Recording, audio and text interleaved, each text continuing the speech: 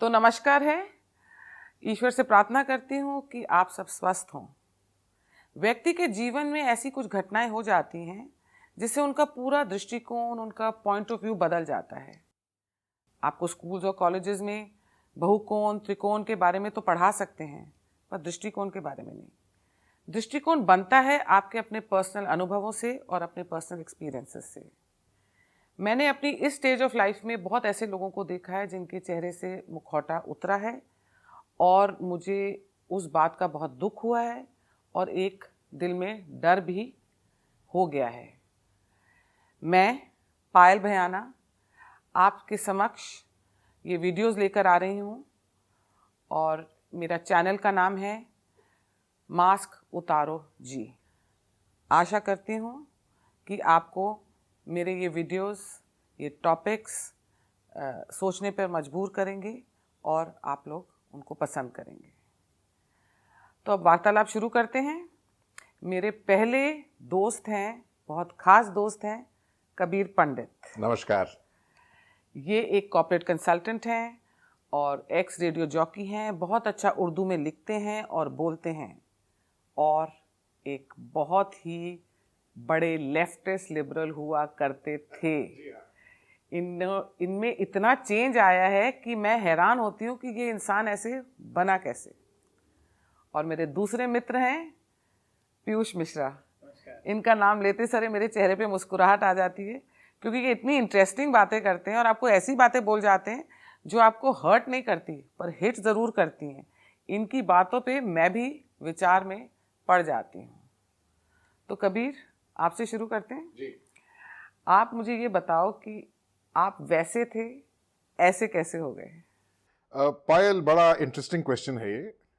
मैं इसका जवाब इस तरह देना चाहूंगा कि मुझे उस माहौल के अलावा कुछ मालूम ही नहीं था जिस माहौल में हम पले बड़े हैं। Convent school education, Jesuit school में मैं पढ़ा हूँ, दिल्ली शहर में यहाँ रहता हूँ मैं, और दोस्त वगैरह जितने भी हैं, पेरेंट्स के फ्रेंड्स, माहौल ही ये था कि हमको अंग्रेजी में ही बात करनी थी। अगर हम अंग्रेजी में ना बात करके हिंदी में किसी के सामने बात कर देते तो मजाक बनाया जाता था। यहाँ लोग, people would snigger at the backs like this. और तो यही माहौल था जो हमने पढ़ा, जो अपनी किताबों में पढ़ा, स्कूल की किताबों में।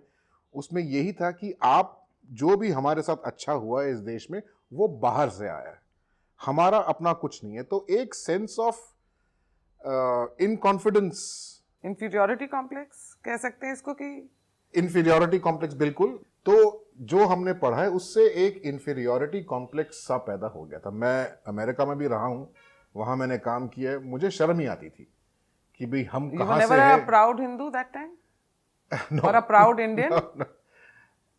Yes, proud Indian. अगर कोई मेरे इंडियन होने का मजाक बनाए तो यस, हम खड़े हो जाते थे। लेकिन फिर भी बाहर जाके लगता था कि हम जरा इंफीरियर लोग ही हैं। As a race we are inferior. मैं तो ऐसा ही सोचता था। I fully understand what To you're be saying. very honest, I used to get embarrassed at various things that I would see. तो ये चलता रहा यूं ही।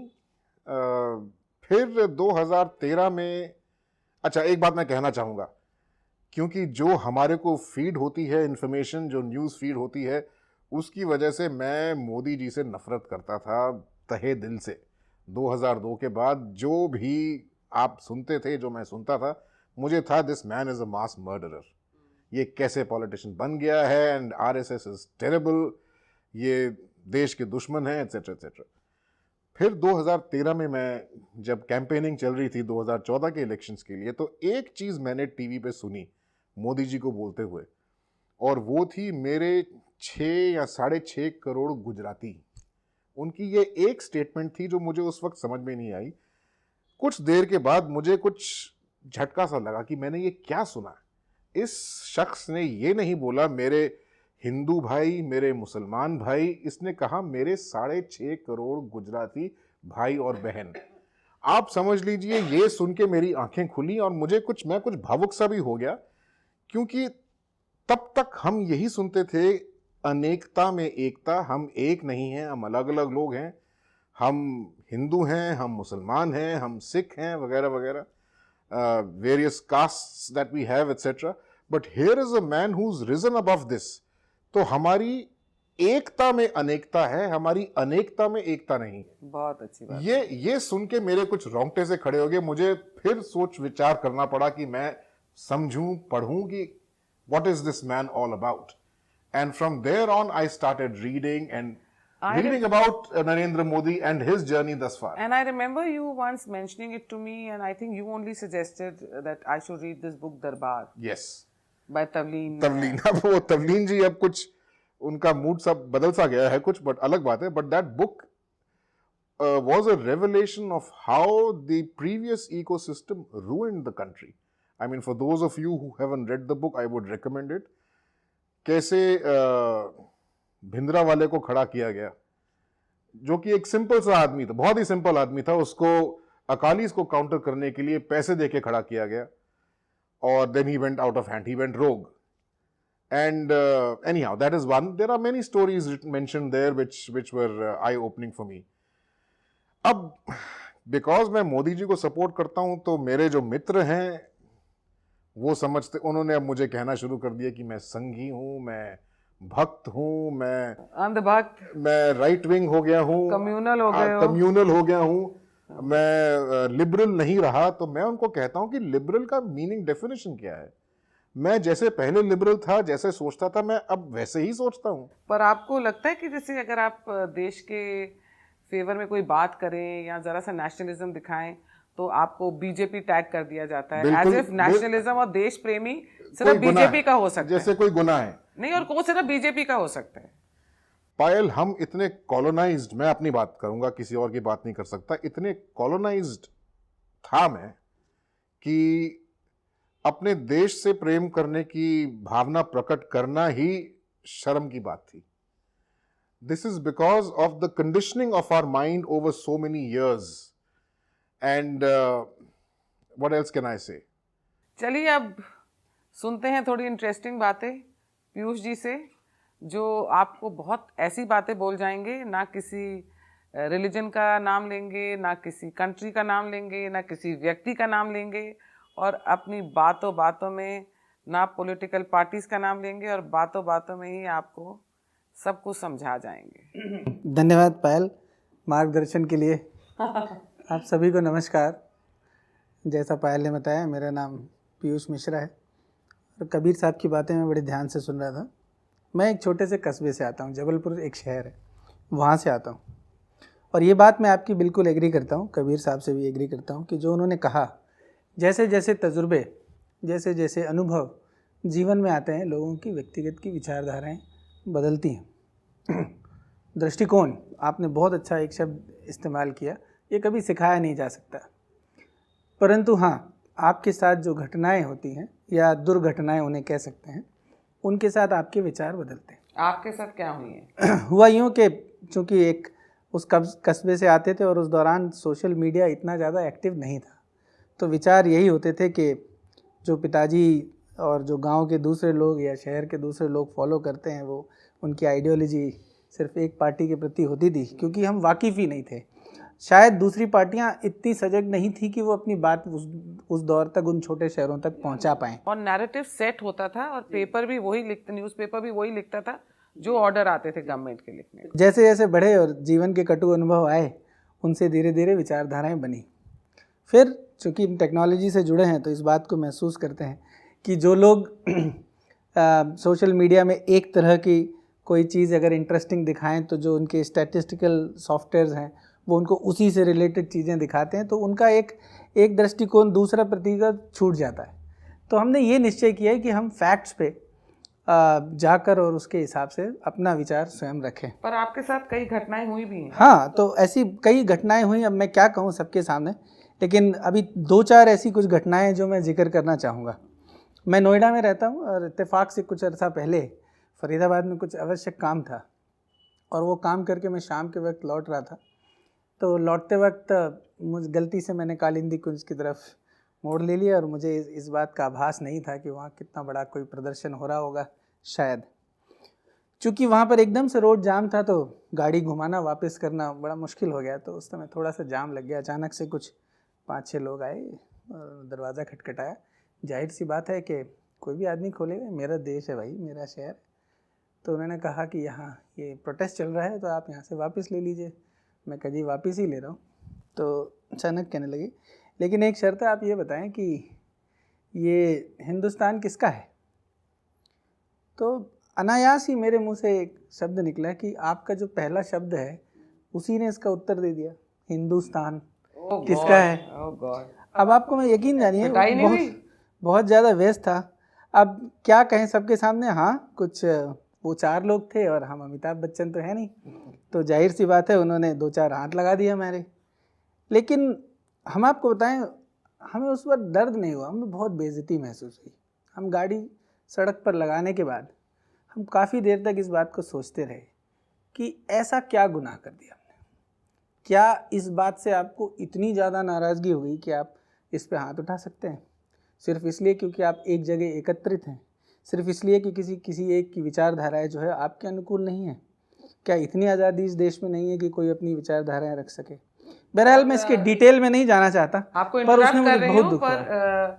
और यही लोग हैं जो फ्रीडम ऑफ एक्सप्रेशन और फ्रीडम ऑफ स्पीच के बारे में इतना बोलते हैं और हर बात पे बोलने लग जाते तो हैं। जो बात मैंने उस वक्त कही थी उनके प्रश्न के उत्तर में, वो मेरा फ्रीडम ऑफ एक्सप्रेशन राइट था, परंतु कई लोग इसे भूल जाते हैं। मुझे इस बात का बहुत दुख हुआ।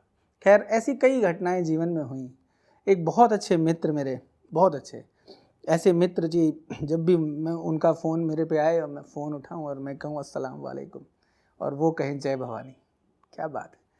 अचानक से एक दिन अनायास उनका फ़ोन आता है, मुझसे कहते हैं कि अरे वो जिस दिन मुझे डिटेंशन सेंटर में डाल दिया जाएगा तो क्या छुड़ाने आओगे पंडित।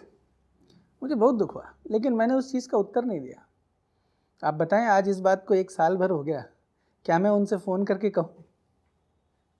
तो उनकी जो विचार उस समय थे, मैं ससम्मान उसको सुन लिया कि भाई ये आपके विचार हैं, हो सकता है कि मेरी समझने में कुछ गलती रही हो। तो ऐसे ही जीवन में बहुत सारी घटनाएं हुई। जब मैं कबीर से बिल्कुल एग्री करता हूँ कि कोई राइट विंग या ऐसा कुछ नहीं है, हम फैक्ट्स पे बात करने वाले लोग। आज मैं मोदी जी के कुछ स्कीम्स पढ़ता हूँ, स्वच्छ भारत अभियान, क्या इसमें किसी जाति विशेष का, धर्म विशेष का वर्णन है? स्वच्छ भारत अभियान क्या किसी एक वर्ग के लिए है? क्या इसके नाम पे आपको कोई रिलीजन नज़र आता है? उज्ज्वला योजना में आपको नज़र आता है कि ये पर्टिकुलर इस एरिया के लिए लागू होगी? उनकी 10 स्कीमें हैं, क्या आप कोई भी एक फैक्चुअल बात कर सकते? तो जीवन में ऐसी घटनाएं और फिर चीज़ों को समझने की ललक, उसे पढ़ने की और उसे ध्यान से समझने की। तो और अगर मान लीजिए कोई मित्र आपसे मिल जाए, चूँकि अब तो हम आपसे मुखातिब हैं वीडियो के माध्यम से, अदरवाइज़ उन पे तर्क नहीं है, कुतर्क हो सकता है, वो आपको ये मुंह पे कह सकते हैं हाँ, तो जाओ आप गोमूत्र पी लो। हाँ। अरे भाई, अगर हम किसी चीज़ को अपनी विचार रखें तो आपके पास चूँकि फैक्ट नहीं है, तो यही सब बातें जो आपने कही, मैं अपनी बात यही पे कहूँगा कि हाँ, ऐसी घटनाएं हुई जिनसे विचार बदले।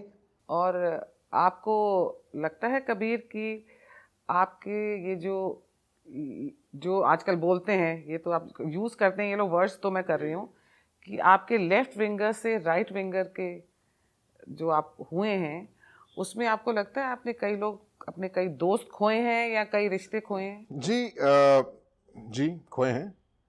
अब मैं आपको एक मिसाल देता हूँ गंगा जमनी तहजीब की। मैं तो उर्दू वाला हूँ, मैं साहिल लुधियानवी को बहुत पसंद करता हूँ, फैज़ हो गए, नहीं, मैंने आपके आर्टिकल्स भी पढ़े हैं। जी। तो मैं गंगा जमनी तहजीब यानी कि सिंक्रेटिक कल्चर ऑफ इंडिया, जिसे north India mostly, which is basically Hindu and Muslim cultures coming together. Great concept, fantastic. अब गंगा जमनी तहजीब में रहते हुए मुझे धीरे धीरे पता चलना शुरू हुआ कि ये एक तरफा वन वे स्ट्रीट है। अब वो कैसे? अब गंगा जमनी तहजीब में बेगम अख्तर हैं, फैज़ की शायरी है, उर्दू है। गंगा जमनी तहजीब में दिनकर नहीं है, गंगा जमनी तहजीब में हिंदी नहीं है, संस्कृत नहीं है। अब ये कैसी गंगा जमनी तहजीब हुई? ये तो मेरे लिए भी बहुत ही हैरानी। गंगा जमनी तहजीब में दरगाह है, खानकाहें हैं, बिल्कुल अच्छी बात है, लेकिन जहां मैंने राम मंदिर का नाम ले दिया वो गंगा जमनी तहजीब के दायरे के बाहर है, वो आ ही नहीं सकता। तो ये दोगलापन, ये हिपोक्रेसी मुझे दिखनी शुरू हुई। और जब मैंने अपने दोस्त मित्रों से पूछना शुरू किया भी क्यों, एक ही पॉइंट के ऊपर हम क्यों डिस्कशन करते हैं? We have to expand our scope. तो नहीं, ये आप लिबरल नहीं रहे, अब आप बदल चुके हैं। You are right wing, you are जाओ गौमूत्र पियो। बिल्कुल ये बिल्कुल। मैं भी बहुत सुनती हूँ, कम्युनल हो गई हो आप कम्युनल हो गए हैं, यू बिकम एंटी मुस्लिम। मैंने कहा अरे मेरे इतने फ्रेंड्स हैं who happen to be Muslims, how am I anti Muslim? तो ये तो सुनना पड़ता है। अब मैं इस स्टेज पे आ गया हूं कि आपको नहीं पसंद तो ना पसंद, I am what I am today, you know. और मुझे ऐसे लगता है कि जो रिश्ते एक आइडियोलॉजी के कारण टूट रहे हैं, और अगर एक इंसान ये सोचता है कि अगर तुम मेरी हाँ में हाँ नहीं मिलाओगी, या अगर तुम कुछ खराब हो रहा है उसके बारे में लिखोगी जो मुझे नहीं सूट करता है, उसके कारण मैं तुम्हारे से रिश्ता तोड़ रही हूँ या तोड़ रहा हूँ, तो मुझे ऐसा लगता है इस दोस्ती के और इस रिश्ते के मायने ही नहीं है कुछ। मैं एग्री करता हूँ इससे। शायद अब इस बात से वाकिफ़ ना हो, पर ऐसी कुछ जगह हैं जहाँ पर मुझे भयभीत होना पड़ता है जब मैं अपनी गाड़ी लेके जाऊँ और अगर उसमें माता की चुन्नी बंधी हो या जय श्री राम लिखा हो। जय श्री राम शब्द कमाल है, इसे भारत में कहने से कोई आदमी कैसे कम्युनल हो सकता है? मैं इस बात को मानने को तैयार नहीं हूँ। लेकिन जैसे इन्होंने बात की गंगा जमुनी तहजीब की सारी जिम्मेदारी हम पे ही क्यों है? मेरा भी यही ये point दोनों है। के लिए क्यों नहीं है जिम्मेदारी? It's a हम तो उसे वेलकम कर रहे हैं। और आपको पता है मेरे को क्या जवाब मिलता है इस बात पे? तो क्या तुम्हें उनके जैसा बनना है? क्या तुम्हें उनके जैसे बिहेव करना है? और अब जैसे मेरे को लगता है कि मे बी मैं स्टेज ऑफ लाइफ में हूँ, मुझे एकदम ही लगता है मेरे को बहुत चीज़ों के लिए भगवान को शुक्रिया कहना है, और मुझे मंदिरों में जाके आजकल शांति मिल रही है, पीस ऑफ माइंड मिल रहा है, स्ट्रेंथ मिल रही है। तो जैसे अगर मैं पूरी गई वहाँ पे जगन्नाथ जी के मंदिर में, तो मेरे खुद ही हिंदू फ्रेंड्स ही मुझे बोल रहे हैं यार और पैसे दे देता हूँ। जब बद्रीनाथ केदारनाथ भी हुआ, ये हर बात में एक सरकाज़म, एक टॉन्ट, और हिंदू होके हिंदू को ही नीचे दिखाना, ये आजकल इसको बहुत फैशनेबल मानते हैं, और आप बहुत सेक्युलर माने जाते हो अगर आप एक हिंदू दूसरे हिंदू का मजाक उड़ाए तो। आप देखें, विचार सबके हो सकते हैं। बिल्कुल, मेरे वो भी मित्र हैं जिनके विचार मोदी विरोधी हैं, इसमें कोई दिक्कत नहीं। हाँ, मुझे भी और उनके विचार हैं, और जिस तरह से मैं ये मानता हूँ कि मेरे विचार आपको सुनना चाहिए, उसी तरीके से उनके विचार भी उतने ही महत्व रखते हैं। परंतु कहीं ना कहीं वो इस बात को भूल जाते हैं कि मोदी विरोध करते करते वो देश विरोध में आ जाए। जैसे ही वो देश विरोध में आ जाए, सिर्फ आपको चूंकि विरोध कर रहा है, आप उसके लिए कुछ भी करेंगे सिर्फ इसलिए कि कोई व्यक्ति जा रहा है, आप उसे 2 चांटे मार देंगे, कमाल है, आप इतने चिड़े हुए हैं उससे।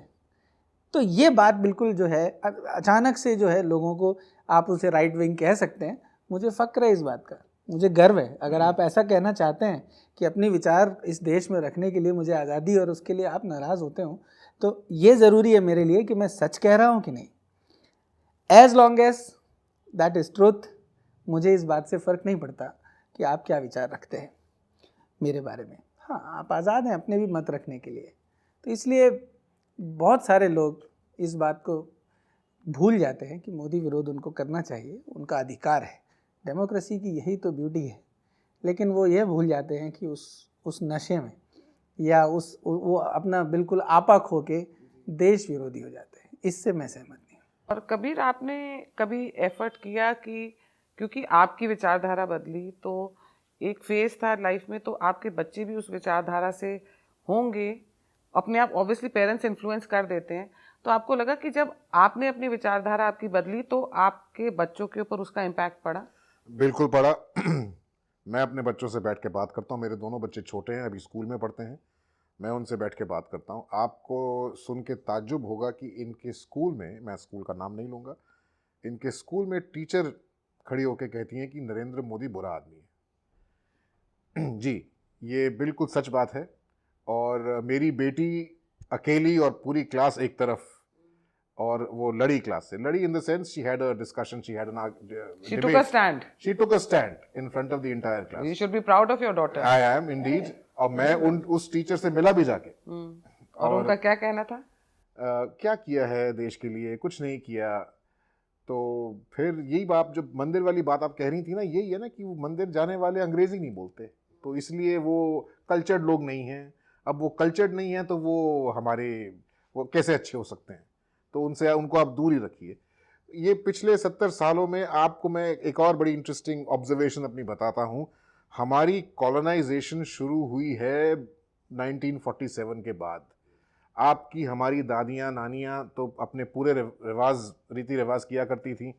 मेरे पेरेंट्स के जनरेशन में इतना नहीं हुआ, उसके बाद की जनरेशन में बहुत कम हो गया। I am talking about urban India. But have you notice one thing Kabir, कि जो हमारी पेरेंट्स की जनरेशन थी, मुझे लगता है कहीं ना कहीं उनका एटीट्यूड बड़ा कंप्लेसेंट था, और they were not into, you know, they never discussed anything with us. And this is a great point, Payal. In fact, I was having a discussion with a cousin of mine, और मैं उनको समझा रहा था कि क्या मेरा नजरिया है, तो उन्होंने यही कहा कि हमारे माता पिता ने हमसे ये बातें क्यों नहीं कही, क्योंकि हमारे माता पिता की जो जनरेशन है, वो grew up in the 50s, 60s, 70s, they were so enamored by this ecosystem that, you know, this whole inferiority complex that we alluded to earlier kept creeping in, and taking pride in your own tradition, अपनी संस्कृति पे गर्व करना, वो धीरे धीरे हम खोते जा रहे हैं। मैं इसी बात से, मुझे एक बात याद आ रही है तो मैं कर रही हूँ। मैंने ना, मेरे बहुत सारे फ्रेंड्स हैं ऐसे, उनके पेरेंट्स हैं, जैसे मैं उनको बोलूँगी कि इस इस इंडियन न्यूज़पेपर में ये आया, उस इंडियन न्यूज़पेपर में ये आया, तो वो लोग मॉक करते हैं। पर जब उनके साथ बैठो, वो पूरा टाइम यही बोलते हैं, न्यूयॉर्क टाइम्स ने ये बोला, वॉशिंगटन पोस्ट ने ये बोला। वॉशिंगटन पोस्ट और ये बाहर के न्यूज़पेपर्स या आर्टिकल्स इज गॉस्पेल, पर अगर अपना न्यूज़पेपर या अपना कोई जर्नलिस्ट आपको कुछ बता रहा है या कुछ लिख रहा है, वो इनके लिए मायने नहीं रखता। जी, जैसा मैंने जिक्र किया था कि बाहर से जो चीज आएगी वो सुपीरियर है। ये हमारी पेरेंट्स की जनरेशन में, ये हमारी पेरेंट्स की जनरेशन में हुआ है, और जो यहाँ चीज बनी है वो ठीक नहीं है, उसको आप you can discount it. I want to change that now. I take great pride in being an Indian. I take great pride in our rich, deeply rich culture and heritage. I want to take it forward. So, मैं आपको एक और example दूंगी। I am not, again please, मैं बहुत clear कर देना चाहिए, क्लैरिफाई कर देना चाहिए कि ये मैं कम्युनल बात नहीं कर रही, क्योंकि ये इंसिडेंट्स हुए हैं, उनको मैं शेयर कर रही हूँ। और अगर शेयर करना इज बीइंग कम्युनल, तो फिर वो आपका नज़रिया है, आप मुझे किस एंगल से देखते हैं। जैसे मैं दरगाह बहुत जाती थी, तो मैं एक बार ही अपनी फ्रेंड के साथ दरगाह गई, तो उन्होंने वो एक रजिस्टर ले आते हैं कि आप इधर कुछ दान कीजिए और अपनी यहाँ पे आपके नाम पे एक चादर चढ़ा दी जाएगी और आपके लिए कुछ बोला जाएगा, और ना वो कर। तो मेरी फ्रेंड ने कहा मैं तो दान कर रही हूँ, तो तुम भी कर दो। तो वो उसी रिलीजन को बिलोंग करती थी, तो मैंने दान कर दिया। अभी थोड़े दिन पहले मुझे उसका फ़ोन आया और उसने मुझे कहा क्या कर रही हो? मैंने कहा मैं तुम्हें 10 मिनट बात करूं, बाद में बात करती हूँ, क्योंकि मैं वो राम मंदिर का में दान करना है, डोनेट करना है, मैं उसका ज़रा ऐप पे हूँ उसकी। She said, stop being communal यार। And I was shocked। And जब आपको ऐसी कोई बातें बोलता है ना, तुम और राइट विंगर बनते हो और तुम उस तरफ जाते हो। मैंने उसको बोला, मैंने कहा मैं बाद में करती हूँ इस ऐप को। मैंने उसको बोला दरगाह में मैंने 5100 चढ़ाए तो मैं कम्युनल नहीं थी। आज मैं मंदिर में दान करना चाह रही हूँ तो मैं कम्युनल हो गई। सेम यही फ्रेंड थी मेरी, एक दिन मुझे बोलती पैलेस्टीनियंस के साथ क्या हो रहा है देखो। तो रोज मैं उससे ये बातें सुनती थी कि यहाँ क्या हो रहा है तो वहाँ क्या हो रहा है, और ना कभी भी हमेशा ना ऐसी ही बातें करती थी वो। तो मैंने एक दिन उसको बोल दिया, मैंने कहा आज 19 जनवरी है और कश्मीरी पंडित्स के साथ कितना बुरा हुआ था। जीसस क्या हुआ उनके साथ? मैंने कहा तुम इंडिया में रहती हो, तुम इस देश की वासी हो, और तुम्हें 20,000 माइल पे क्या हो रहा है पैलेस्टीनियंस के साथ वो पता है। तुम्हारे अपने भाई अपनी बहनें उनके साथ क्या बीती उसके बारे में नॉलेज नहीं है। तो ये सारे नैरेटिव वाज बीइंग सेट। आपको वही बताया जा रहा था जो एक पर्टिकुलर लोगों को सूट करता था। आपको लगता है इसमें से? बिल्कुल। देखिए आपने कितनी अच्छी बात की, दरगाह वाली इंसिडेंट। आपने कभी भी एक शब्द इस्तेमाल नहीं किया दैट यू रिग्रेटेड कि आपने दरगाह में दिया। You equally enjoyed as you were trying to enjoy Ram Mandir का आप चंदा देना चाह रही थी। यही ब्यूटी है। जो लोग कम्युनल लेबल करना चाहते हैं उनको इस बात को समझना चाहिए कि हम किसी और की बुराई करने नहीं बैठे, but we must be very proud of ourselves. अजी मैं कहता हूँ ये जो हमारी सो कॉल्ड सेक्युलरिज्म जो है, इसके अंदर मंदिर की भी जगह बना दीजिए थोड़ी सी। गंगा जमनी तहजीब में राम मंदिर को भी ले आइए, देखिए- दिल बड़ा रखिए अपना। देखिए चेंजेस तो हैं, मैं इस बात से आपसे एग्री करूंगा। मैं आपको एक छोटा सा उदाहरण देता हूँ।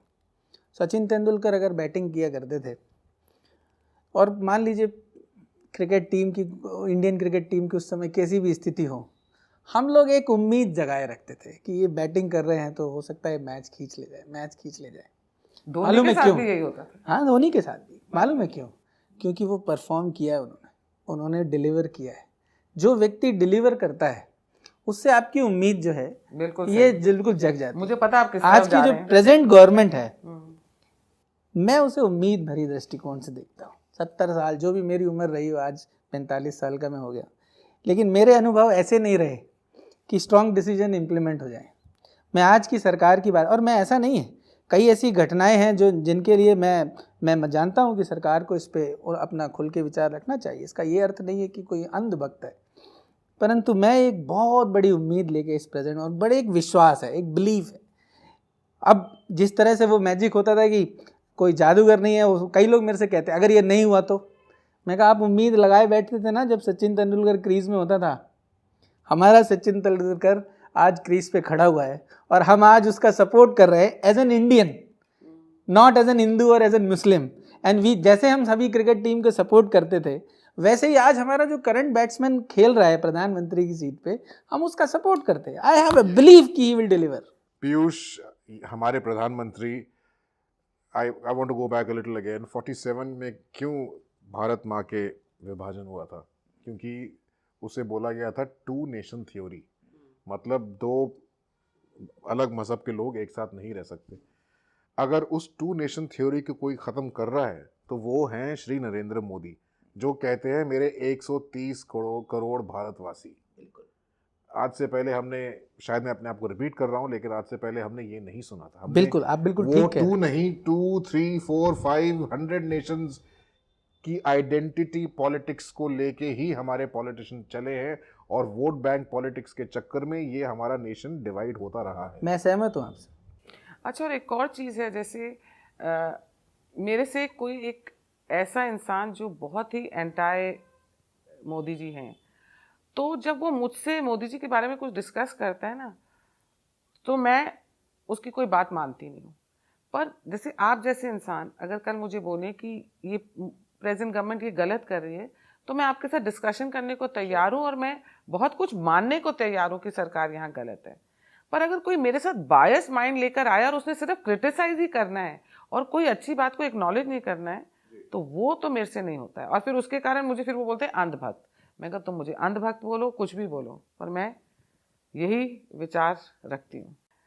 मैंने जब ये वीडियोस बनाने का प्लान किया और सोचा कि मैं एक नॉन कंट्रोवर्शियल वीडियोस बनाऊंगी और एक आम आदमी के पास जाके उनकी विचारधारा पूछूंगी, पर मैं इस कंक्लूजन पे पहुंची हूँ कि मैं वो कितना भी ट्राई कर लूँ, जो आजकल का पॉलिटिकल सिनेरियो है, जो आजकल का एनवायरनमेंट है, उसमें बिना मोदी जी का नाम लिए कोई बात होती नहीं है, चाहे वो एंटाई हो या फेवर में हो। तो आपको भी ये लगता है कि आप कहीं भी बैठे हो, चाहे आप पान की दुकान पे खड़े हैं, आप लाइब्रेरी में बैठे हैं, आप किसी पार्टी में जा रहे हैं, या चार दोस्त कहीं खड़े हैं, सब लोग पॉलिटिक्स ही डिस्कस करते हैं। ऐसा लगता है मुझे लगता है कि लीडर ही ऐसा कैरिस्मेटिक है जिसके बारे में लोग बात करते हैं। He has evoked emotions in on both the sides. जो नफरत करते हैं उनकी नफरत और ज़्यादा बढ़ गई, और जो उनके साथ हैं वो तो खैर उनके साथ हैं ही। और बहुत ज़्यादा पॉलिटिक्स डिस्कस होने लग गया है। आप फ्रेंड के साथ कैजुअल बात कर रहे होते हो, करते करते कहाँ ये बात पॉलिटिक्स की तरफ ले जाती है, और आपको लगता है? बिल्कुल लगता है। आजकल तो आप अपना कोई गूगल फॉर्म भरें जिसमें इंट्रोडक्शन दे रहे हैं, तो उसमें भी आपसे पॉलिटिकल व्यू मांग लिए जाते हैं, जो आज पहले हमारे पास ऐसा नहीं था। तो पॉलिटिकल व्यू होना चाहिए। देखिए, मैं उनसे नाराज़ नहीं हूँ जो मोदी के विरोध में। मैंने दोबारा अपनी बात को दोहरा रहा हूँ, लेकिन हाँ, अगर उनके पास कोई व्यू है तो वो फैक्टफुल होना चाहिए। सिर्फ इसलिए क्योंकि आपको किसी का विरोध करना है, तर्क दीजिए, ये बहुत अच्छी बात है। डेमोक्रेसी की ब्यूटी है ये, कुतर्क मत दीजिए, आप बिना फैक्ट के कुछ बात कहने लगें। तो इसलिए मैं इस बात से एग्री करूंगा आपसे कि आजकल पॉलिटिकली एक्टिव लोग हैं, उनके अपने विचार हैं, सबके हैं, पर फैक्ट्स पे अगर डिस्कस करेंगे, और फिर मेरी वही विचारधारा कि हमें अपनी टीम को सपोर्ट करना है. The current one who is batting is Narendra Modi. और मैंने एक और चीज़ जिसका मुझे, जो मैं ऑब्जर्व करती हूँ, जिसके बारे में मुझे चर्चा करनी है, कि स्कूल्स और कॉलेजेस में मुझे लग रहा है अभी भी एक नैरेटिव ऑलरेडी सेट है और उसको चेंज होने में मुझे लगता है अभी बहुत समय लगेगा. टीचर्स हो गए, प्रोफेसर्स हो गए, एक स्कूल में जो कॉलेजेस में लोग बात करते हैं बहुत ही ज़्यादा लेफ्टिस्ट हैं. आपको लगता है? विच इज़ फाइन, बिकॉज एक यूथफुल आइडियलिज्म भी होती है. जब आप यंग होते हैं तो आप एक दुनिया को एक रोज टिंटेड ग्लासेस से देखते हैं, क्योंकि आपको असलियत नहीं मालूम होती. और असलियत ये है कि इंसान को मेहनत करना पड़ती है. बगैर मेहनत किए वो आगे नहीं बढ़ सकता. और जो हमारी लेफ्टिस्ट आइडियोलॉजी है वो कहती है कि आप मेहनत ना भी करें तो सरकार आपको पैसा देती रहे, खाना देगी आपको, बिजली पानी फ्री, वो which is against the law of nature.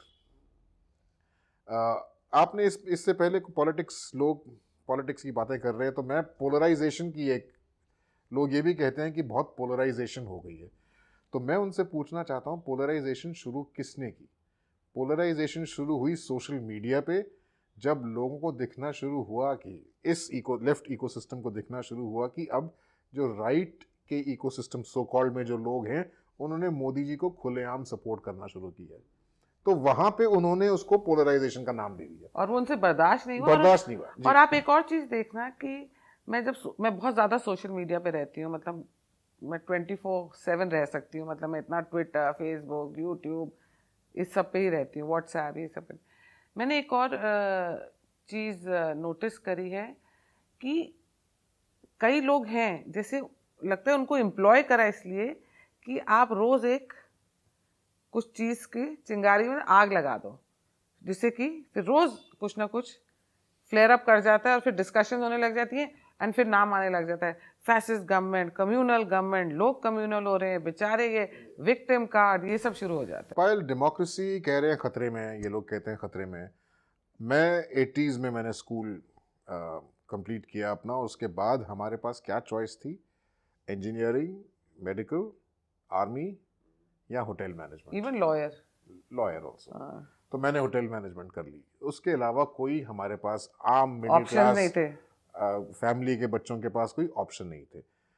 तब डेमोक्रेसी बिल्कुल बढ़िया चल रही थी जी. और आज की डेट में एक ऑटो रिक्शा की बेटी, रिक्शा ड्राइवर की बेटी मिस इंडिया बनती है. मैं जितनी बारी सोचता हूँ मेरे को रोना आ जाता है ये सुन के, क्योंकि आज इस डेमोक्रेसी में, आज की फैशिस्ट डेमोक्रेसी में, एक ऑटो रिक्शा ड्राइवर की बेटी ये सपना देख सकती है कि मैं मिस इंडिया बनूंगी, और वो बनती है. और एक साउथ में भी तो एक ऑटो रिक्शा की बेटी IAS ऑफिसर बनी है. बहुत से ऐसे केस हैं, बहुत से ऐसे केस. तो अगर ये डेमोक्रेसी नहीं है तो फिर वो डेमोक्रेसी अगर इन लोगों को चाहिए जहाँ पे लोगों के पास कोई ऑप्शंस ही नहीं होती थी, या तो आप अमीर होने के लिए you had to be born in the house of a very wealthy family, और you had to be a politician, या फिर आप चोरी करो. इसके अलावा इन तीनों चीज़ों के अलावा तो कोई ऑप्शन थी ही नहीं ना. So much for their fascist government. आप क्या सोचते हैं? फैक्ट्स पे डिस्कस अगर करें तो बड़े मर्ज की दवा कड़वी तो होगी. मुझे याद आ रहा है GST और जब नोटबंदी इम्प्लीमेंट हुई तो बहुत सारे लोग नाराज़ हुए, जाहिर सी बात है. इस पे आप कभी और भी लंबा डिस्कशन कर सकते हैं. मैं आपको बता सकता हूँ कि जो मेक इन इंडिया, GST और ये जो नोटबंदी है, ये सब एक दूसरे से जुड़ी हुई चीज़ें हैं. सिर्फ एक कभी सक्सेस नहीं होता. तो एक अच्छे रिटायर्ड जज हैं, काफ़ी पढ़े लिखे व्यक्ति हैं और मेरे आदरणीय हैं, मेरे मित्र के पिताजी हैं. तो वो अचानक से इस बात से थोड़ा सा नाराज़ हो गए कि ये एक डिक्टोरियल है और एकदम से ऐसा कैसे हो गया फलाना निकामा. तो जब उन्होंने बात की तो मैंने सिर्फ एक ही बात उनसे कही, सिर्फ इसलिए कि कुछ लोग नाराज़ हो जाएं, कोई सही निर्णय ना लिया जाए, ये तो कोई बात नहीं. इस बात को उन्होंने मान लिया. सिर्फ एक सेंटेंस से वो मोदी सपोर्टर हो गए. तो ऐसा नहीं है. अगर आप if you are willing to listen and discuss the facts, I am sure कि लोग पॉजिटिव सोचेंगे, ऐसा नहीं है. लेकिन जहाँ आप अपनी माइंड को खोलते ही नहीं, आपको फैसिस्ट लगेंगे, आपको डिक्टेटोरियल लगेगा, ऐसा लगता है. लेकिन अगर आप फैक्ट्स पे डिस्कस करें, कितनी अपॉर्चुनिटी उसके बाद डेवलप हुई. बिल्कुल सही कहा कबीर ने. आज मैं जीएसटी इम्प्लीमेंट होने के पश्चात बहुत सारे ऐसे रॉ मटेरियल्स मैं ले सकता हूँ और मैं उनसे भी मुकाबला कर सकता हूँ जो कि सो कॉल्ड कच्चे में इंपोर्ट करना जानते थे। देखिए, दो नज़रिए हैं। एक नज़रिया ये है कि आप चोरी करें और आपको पुलिस पकड़ लेगी। दूसरा नज़रिया ये है कि मैं आपके पास कोई मौका ही ना छोड़ूं, कोई रीज़न ही ना छोड़ूं कि आप चोरी करें। जीएसटी वही, आप पूरे पक्के में पूरे पैसों में इंपोर्ट करिए और जीएसटी क्लेम कर लीजिए सेल करते वक्त। कितना बढ़िया। आप जानती कितनी बड़ी अपॉर्चुनिटी मिली है लोगों को, और बहुत व्यवसाय मिला लोगों को। बहुत लोग हैं जो ये जीएसटी और डिमोनेटाइजेशन से नाराज हुए। मैं बहुत लोगों को जानती हूँ, जैसे कभी मार्केट जाओ वहाँ पे भी बोलते थे कि शुरू में बहुत सारी प्रॉब्लम्स आई थी, पर फिर भी वो एक, मैंने देखा है जो ऑब्जर्व करा है, फिर भी वो ये साथ में कह देते हैं पर वोट तो मोदी जी को ही देंगे। जी जी। क्योंकि कहीं, जैसे इन्होंने कहा, पीयूष ने कहा कि कहीं कहीं एक उनसे उम्मीद है, एक आशा है कि वो देश को आगे ही बढ़ाएंगे। आई थिंक हमने बहुत मोदी जी की बातें कर ली हैं और इंटरेस्टिंग प्रेजेंट गवर्नमेंट है, देखिए उनकी जिम्मेदारी है। और अगर हम लोग उनके प्रति पक्ष में बोलें या उनके विपक्ष में बोलें, दोनों ही चीज़ें वो सुनेंगे और उनका सब्जेक्ट आएगा ही। आप इसे इग्नोर नहीं कर सकते क्योंकि वो प्रेजेंट गवर्नमेंट में है। पर हमारे लिए हमारा बेस्ट बैट्समैन खेल रहा है और हम उसकी उम्मीद लगाए बैठे जी। तो हम आज की जो वार्तालाप है उसको यहीं पे ख़त्म करते हैं। आशा करती हूँ आप सबको पसंद आई हो। और एक ही बात मैं बोलना चाहूँगी ख़त्म करने से पहले कि एक ही चेहरा रखिए, इतने सारे चेहरे मुंह पे क्यों लगा के घूमते हैं। नमस्कार।